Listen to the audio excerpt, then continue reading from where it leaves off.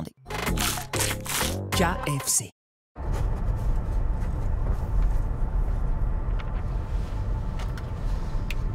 Tenez. Ah, merci. Mesdames et messieurs, notre train TGV Inouï a franchi les 300 km/h. Et d'ailleurs, la vitesse, c'est très facile à calculer. C'est la distance divisée par le temps. Et l'énergie cinétique, c'est 1/2 de mv2. Allez, bonne journée. Et merde. TGV Inouï, voyagez avec votre temps.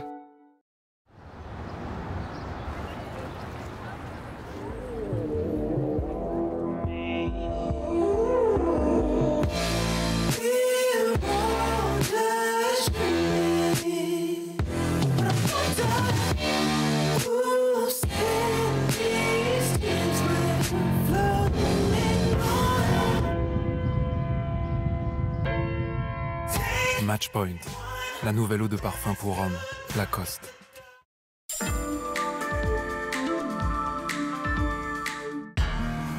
Ménène ne vous promet pas une journée sans effort, ou que vous en oublierez la chaleur. Ménène vous promet juste qu'avec son nouveau déodorant à 94% d'origine naturelle, efficace 48 heures, vous resterez frais toute la journée. Découvrez les sticks Ménène à 94% d'origine naturelle. Ménène, pour nous, les hommes. Harold se sent bien ici. C'est bien ici, c'est bien ici, c'est bien ici. C'est sur bienici.com qu'Harold a eu son coup de cœur. Eh, c'est bien ici.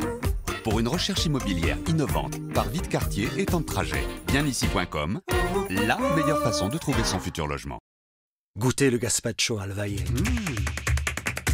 Un mélange unique de légumes frais, au goût indescriptible. Alvaye, aussi que waouh.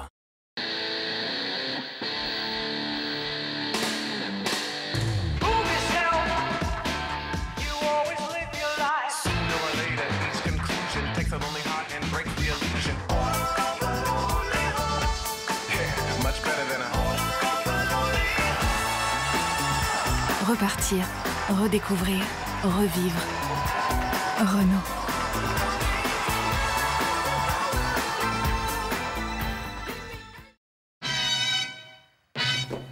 Oui, tout à fait. Bien sûr.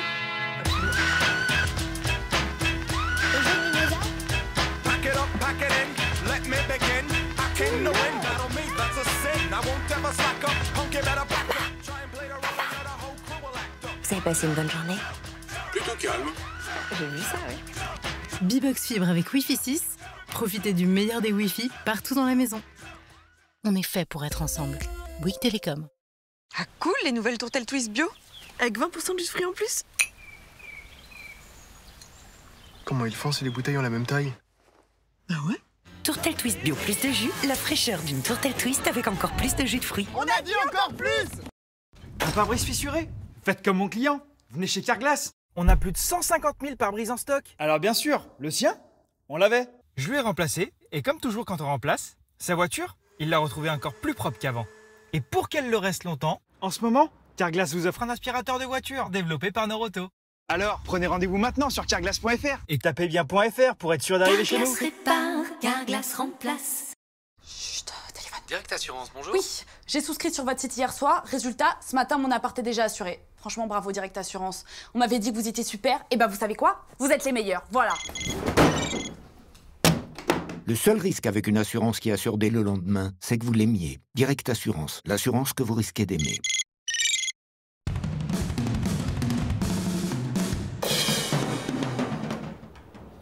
Happy Meal, pour les enfants et ceux qui le sont restés. Amusez-vous ensemble avec les meilleurs jeux Mattel, en ce moment dans le Happy Meal.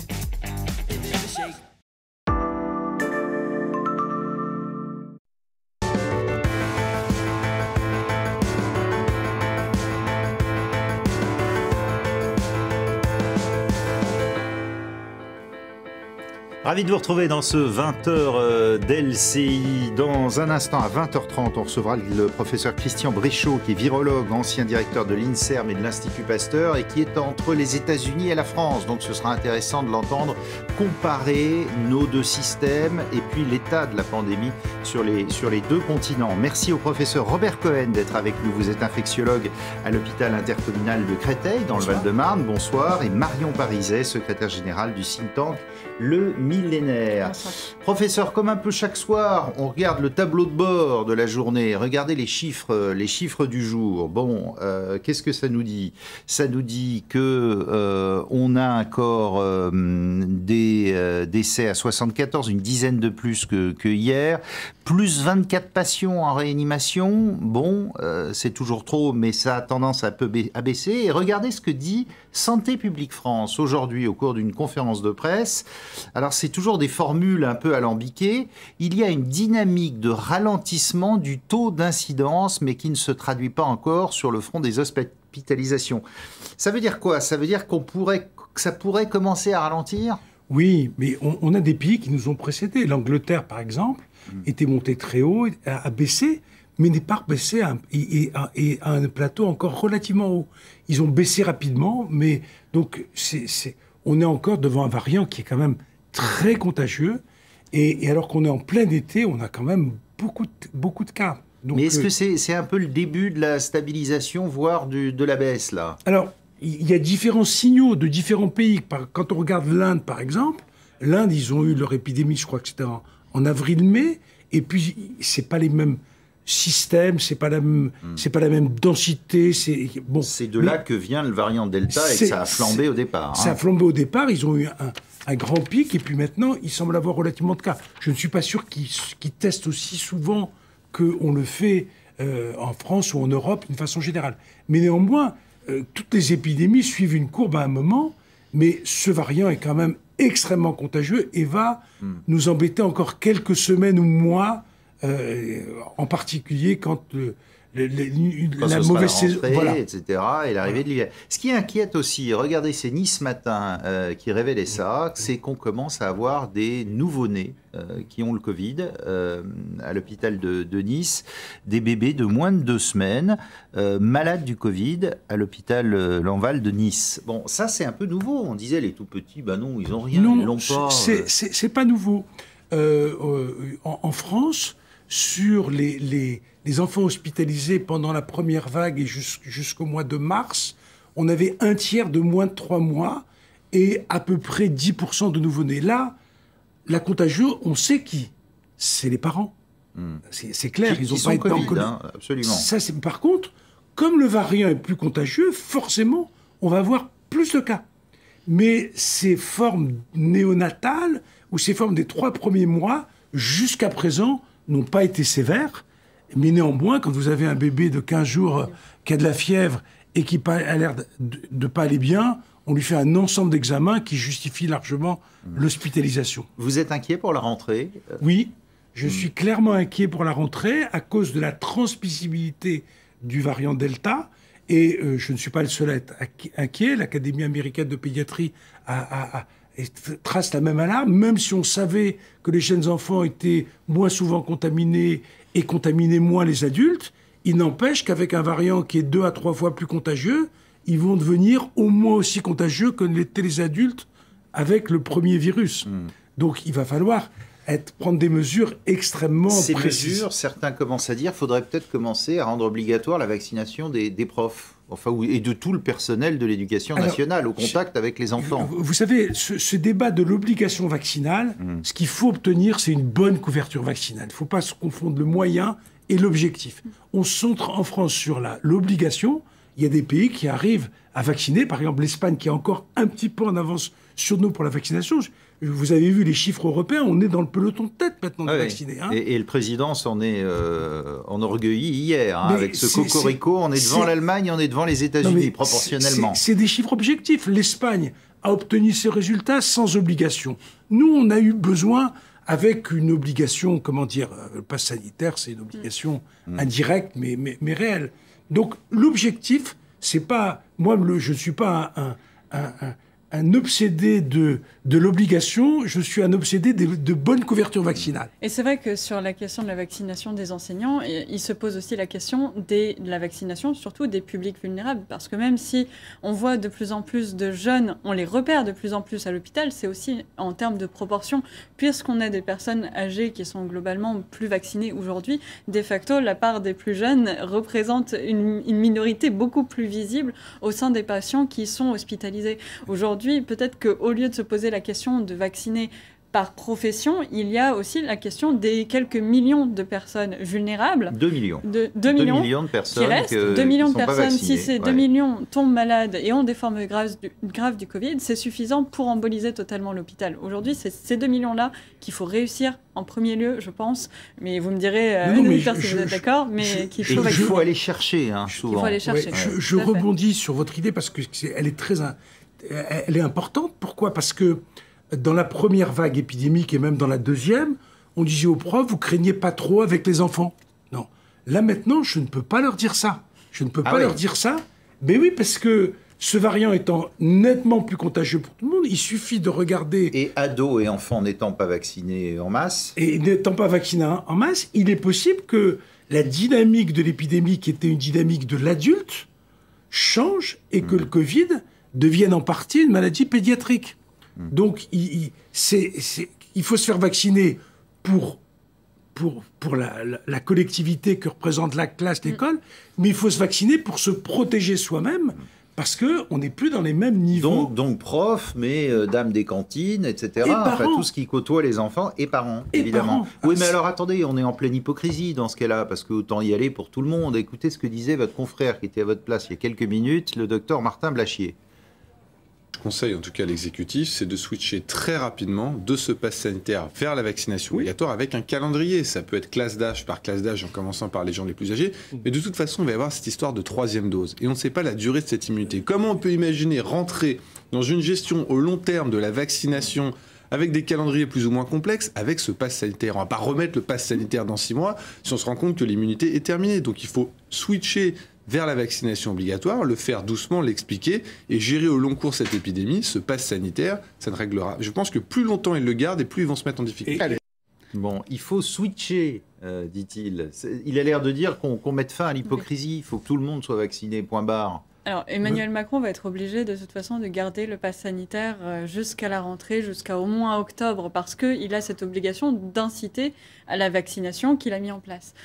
Mais la question de la vaccination obligatoire, c'est ce qui a aussi beaucoup tendu les Français autour de la question du pass sanitaire à la suite de l'allocution du 12 juillet, parce que personne n'a cru spontanément à un pass sanitaire qui ne serait qu'une mesure simplement de fonctionnement, mais vraiment vu comme une incitation une vaccination obligatoire implicite, déguisée. exactement, Oui. Et qui a froissé beaucoup de monde. Et parce que derrière, ce qui est au-delà de la question de la liberté, ce qui est problématique, c'est la question de la rupture d'égalité vis-à-vis du pass sanitaire. C'est la difficulté à accéder, à pouvoir avoir ce pass sanitaire partout.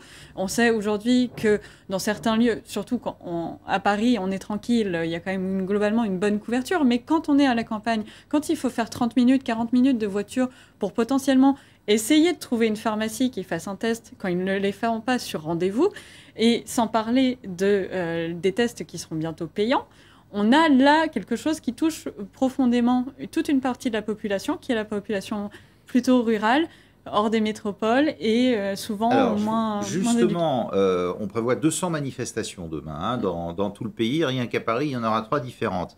Écoutez-les, ces manifestants anti-pass sanitaire. Je vais manifester, je manifeste depuis le début. Donc sachez d'abord que je suis vacciné, moi j'ai mes 2 doses. Donc j'ai un pass sanitaire, mais un pass sanitaire que je refuse de présenter, tout simplement parce que dans un pays dit de liberté, je ne peux pas concevoir de présenter un papier pour faire des activités qu'on fait tous les jours en France.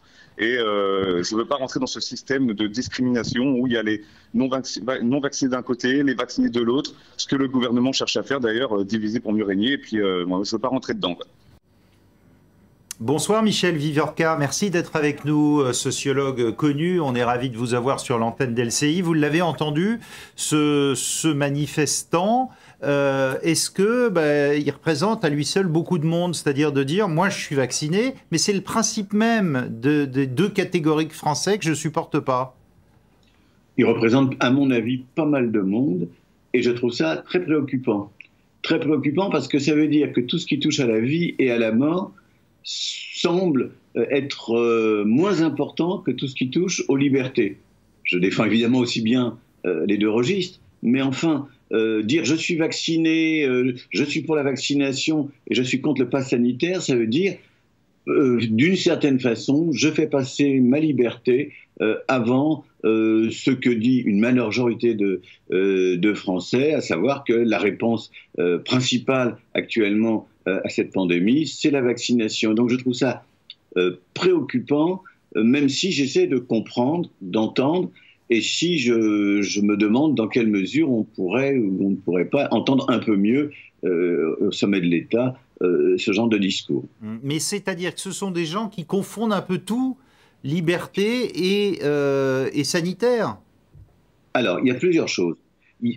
D'abord, on écarte de ce moment de la discussion, on écarte ceux qui sont purement et simplement anti-vaccins, qui sont quand même le cœur du problème au départ. Surtout ceux qui sont anti cette vaccination-là. Mais ensuite, qu'est-ce que l'on dit? On dit qu'il y a une sorte de philosophie politique qui s'instaure, dans laquelle ma liberté passe avant tout, ma liberté personnelle, elle passe avant la définition du bien commun tel que l'ont décidé le chef du gouvernement, le Parlement, le Conseil constitutionnel. Et Dieu sait que je suis critique par rapport à tout ça. Mais c'est pas qu'on mélange tout, c'est qu'au contraire, on hiérarchise et on dit ma liberté avant toute autre chose. Et je n'entendrai donc pas ceux qui me parlent de vie et de mort, et de bébés dans les hôpitaux, comme on vient de l'entendre. Et tous ceux qui disent, mais on est en train de créer deux catégories de Français, et c'est contre ça que je m'oppose. Ça veut dire quoi, ça? Alors, c'est vrai qu'il y a des catégories différentes, puisque les uns, avec le pass sanitaire, ont accès à un certain nombre de choses, et pas les autres. Mais je pense que là aussi, il faut raison garder. Ce n'est pas une catégorisation définitive. C'est une catégorisation, je l'espère en tout cas, provisoire. Deuxièmement, c'est une catégorisation qui repose sur, c'est vrai, des différences sociales.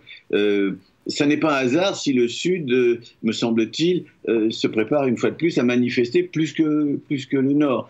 Si quelqu'un évoquait sur votre plateau il y a un instant le fait que quand on est à 30 km de tout lieu de test ou de vaccination, c'est plus compliqué que quand on habite à la montagne Sainte-Geneviève, au quartier latin, à Paris, évidemment. Donc c'est vrai qu'on est inégaux dans ces questions-là. Et c'est vrai que ces problèmes-là de vaccination exacerbent les inégalités. De là à dire qu'on fabrique des parias, des gens discriminés totalement, je pense qu'il y a de l'excès et surtout, c'est ça la chose importante, il y a de l'incapacité à discuter, de l'incapacité à débattre. On a d'un côté un pouvoir qui fonctionne de manière verticale et de haut en bas, et de l'autre côté, une société au sein de laquelle un certain nombre de personnes, comme ce jeune homme qu'on vient d'entendre, fonctionne plutôt de manière horizontale. La discussion n'est pas possible et c'est ça qui est très particulier à la France. Alors, vous avez une autre catégorie aussi de personnes qui manifestera demain. Ce sont eux et elles, les anti-Macron. Je me suis dit que Macron pouvait représenter un espoir. C'est vrai que je ne m'attendais pas du tout, par contre, à avoir un tel autoritarisme. Je comprends que le gouvernement soit sous une grande pression. On pense que Macron a souillé la République, la devise de la France, liberté, égalité, fraternité. Il divise les Français, il prend une mesure disproportionnée. Et aujourd'hui, la mesure, le mot d'ordre, c'est contre le pass sanitaire. Venir ici, c'était important pour défendre nos libertés, qui sont bafouées par M. Macron. Donc là, eux, c'est qui? C'est trouver un nouveau débouché, une nouvelle tribune pour faire de la politique? Écoutez, si on regarde la situation, la carte électorale française, on a grosso modo 20 ou 25% d'électorat qui est du côté de l'extrême droite anti-Macron. On a 10 ou 15% d'électorat qui est du côté de l'extrême gauche anti-Macron aussi. Rien que ça, ça fabrique, je dirais, de l'anti-Macron disponible pour un certain nombre de choses. Il y a ensuite, dans les critiques vis-à-vis de Macron, des choses qu'il faut entendre, qu'il doit entendre. J'étais très intéressé, et je ne saute pas du tout du coq à l'âne en vous disant ça, en l'entendant dire mon administration a imposé des contrôles techniques aux motards. Pas du tout, je vais discuter avec eux et je suspends la décision en attendant. Ça veut dire qu'il a entendu, je pense, ce message qui consiste à dire il faut discuter avec les corps intermédiaires, avec les représentants de tel ou tel groupe, de telle ou telle profession, avec les syndicats, etc. Alors, pardonnez-moi, il a peut-être envie aussi de ne pas se retrouver avec des milliers de motards qui bloquent tout et qui sont un lobby extrêmement puissant à 8 mois de la présidentielle. Hein. Oui, bien entendu. Mais si vous voulez, ce qui m'intéresse, moi, c'est l'idée que les choses s'arrangent quand on les discute avec des médiations. Et donc, c'est vrai qu'il a donné l'impression d'agir de haut en bas, sans médiation. Le Parlement est à sa botte, donc il n'y a pas de problème. Les élus locaux, les pouvoirs municipaux, il ne les a pas tellement pratiqués ou écoutés ou entendus. Les syndicats, je n'en parle pas. Bref, il a donné cette image et je pense qu'il a clivé. Il a clivé aussi dans ce pays. Donc les responsabilités, je ne dis pas du tout que tout est de sa faute, non, mais je pense simplement que le moment est venu de réellement se demander comment rétablir de la confiance et comment éviter que notre pays soit non pas seulement divisé, mais qui est d'un côté ceux qui pensent verticalement et d'un autre côté ceux qui pensent horizontalement, ces deux univers ne pouvant que se choquer. Alors justement, réaction d'Olivier Véran, le ministre de la Santé, qui est toujours aux Antilles françaises. Lui, s'est fermé le banc, il n'y a rien à voir, écoutez-le.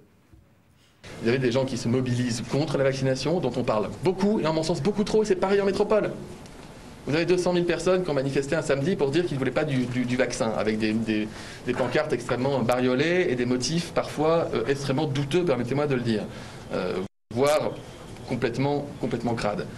Ce n'est pas le cas de tout le monde, mais on en a vu beaucoup. Mais dans la même journée, vous avez 2 ou 3 fois plus de gens qui font la queue pour se faire vacciner en centre de vaccination. C'est cette population-là qui aujourd'hui ont responsabilité, se protège et protège les siens. Autre réaction circulée, il n'y a rien à voir, Gabriel Attal, le porte-parole du gouvernement. Je ne pense pas que notre mission aujourd'hui, ce sur quoi on doit concentrer nos efforts, c'est d'aller convaincre Florian Philippot ou Francis Lalanne de se faire vacciner. Voilà. Parce qu'ils sont dans cette instrumentalisation politique des choses, politicienne, pour de la gloriole médiatique.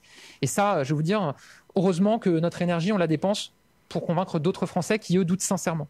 Alors, Marion Pariset, est-ce que c'est la bonne stratégie de com', c'est de dire arrêtez de nous embêter avec les 200 000 dans les rues tous les samedis, on a autre chose à faire? Alors là, le gouvernement est en pleine tentative de renverser l'opinion publique qui, quand même, il reste 37% d'opinion publique française favorable aux manifestations anti-pass.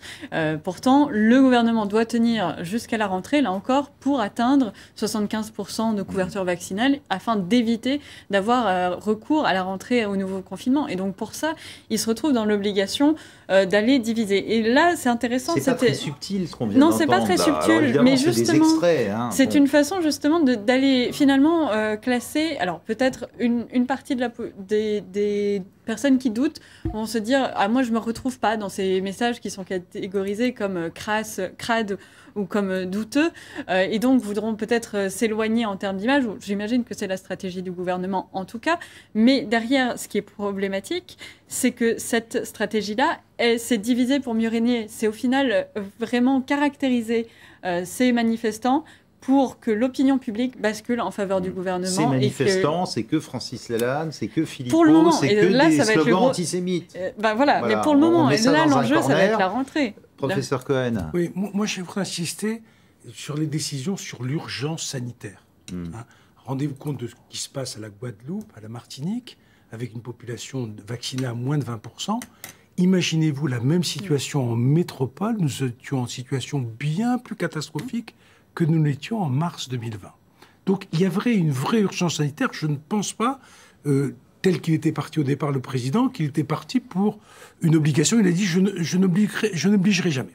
Donc il y a une vraie urgence sanitaire. Le deuxième point, c'est que vous savez, moi je m'occupe de vaccins maintenant depuis 30 ans, et on a toujours eu des vrais anti-vax. Ceux-là, vous les convaincrez jamais. Si vous perdez du temps, vous perdez de la salive. Il faut convaincre les hésitants et pas essayer de convaincre, je suis d'accord... Enfin, on parle de tout le monde, hein, oui, sur LCI mais dans des manifs, comme vous l'avez vu, il y a des gens qui disent « je suis vacciné ». Et en fait, ce que je ne veux pas, c'est de l'obligation. Et moi, j'allais dire, je ne me place pas sur le domaine obligation, non-obligation.